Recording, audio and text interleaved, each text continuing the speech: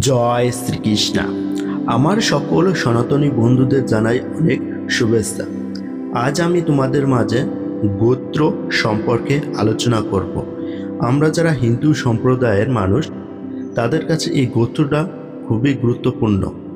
তাই এই ভিডিওটা তোমরা প্রথম থেকে শেষ পর্যন্ত দেখবে। সকল গোত্র সম্পর্কে তোমরা ভালোভাবে জানতে পারবে। প্রথম যে গোত্র নিয়ে আলোচনা করছি সেটা হলো কাশ্যপ গোত্র। কাশ্যপ ঋষির বংশধরদের কাশ্যপ গোত্র বলা হয়ে থাকে। ইনি ব্রহ্মপুত্র মরীচির ঔষধে ও কলার গর্ভে জন্মগ্রহণ করেন। তিনি দক্ষ প্রজাপতির 13 কন্যা বিবাহ করে। কশ্যপ দেব দৈত্যদের জন্মদাতা ছিলেন।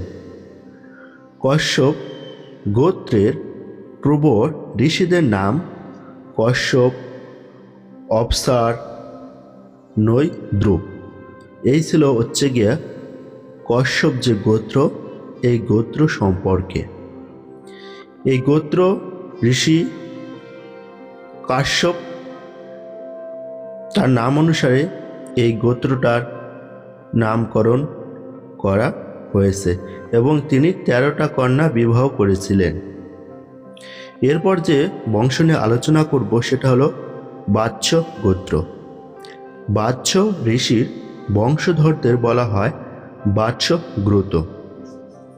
তিনি ভৃগু বংশীয় হরির পুত্র ছিলেন ও শার্বণী মুনের ভ্রাতা। বাচ্ছ গোত্রের প্রবর ঋষিদের নাম ঐব্য, ত্রাবণ, ভাগব, জামদগ্ন, অপ্লুব্রত। এই বাচ্ছ গোত্রের নামকরণ করা হয় বাচ্ছ ঋষির নাম অনুসারে।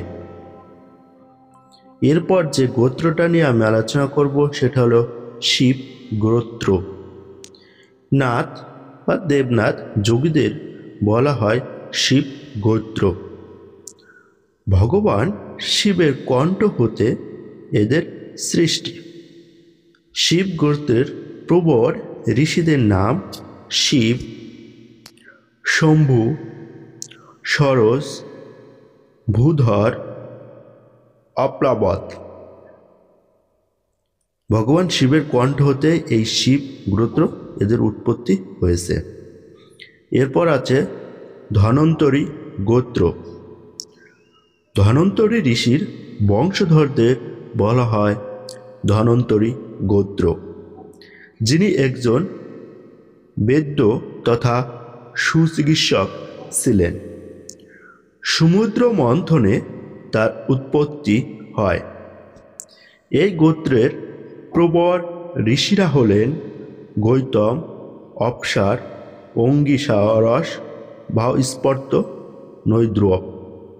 এরপর আছে জামদগ্ন গোত্র। জামদগ্ন ঋষির বংশধরদের বলা হয় জামদগ্ন গোত্র।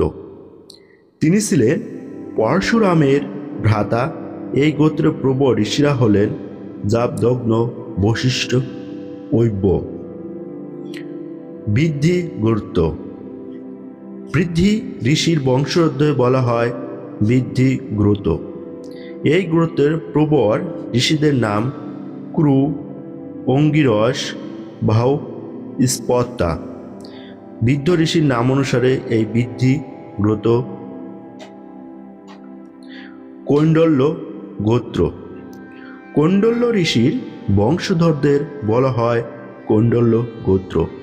স্কন্দ পুরাণে এই দৈবিক ঋষির উল্লেখ মেলে। প্রবর ঋষিদের নাম কৌণ্ডল্য, স্তিমিক, কচ্ছ। এরপর আছে শুনক গোত্র। শুনক ঋষির বংশধরদের বলা হয় শুনক গোত্র। তিনি ঐব্যের পৌত্র ছিলেন। শুনক গোত্রের প্রবর ঋষিদের নাম শুনক, সৈনক, গৃত, সমত। এরপর আছে শার্বর্ণ গোত্র। শার্বর্ণ মুনির বংশধরদের বলা হয় শার্বণ গোত্র। তিনি ছিলেন ভৃগু বংশীয় হরির পুত্র। নৈমীয় সারণ্য নিবাসী এক মহৎ পড়শি। তার প্রার্থনায় বাউদেব তার কাছে পুরাণ কথা কীর্তন করেন। পূর্ব ঋষিদের নাম ঐব্য চাপন। কৃষ্ণত্রেয় গোত্র। কৃষ্ণত্রেয় ঋষির বংশধরদের বলা হয় কৃষ্ণাত্রেয় গোত্র। হরিবংশ পুরাণে এই মহিষীর উল্লেখ মেলে। এই গোত্রের পূর্ব ঋষিদের নাম কৃষ্ণত্রেয়, আত্রেয়, আবাস। ঘৃতকৌশিক গোত্র। ঘৃতকৌশিক ঋষির বংশধরদের বলা হয় ঘৃতকৌশিক গোত্র। তিনি ঋষি কৌশকের পুত্র। এই গোত্রের প্রবর ঋষিরা হলেন কুচিক, কৌশক, ঘৃত, কৌশিক। এরপর যে গ্রত আছে সেটা হলো অঙ্গিরস গ্রত।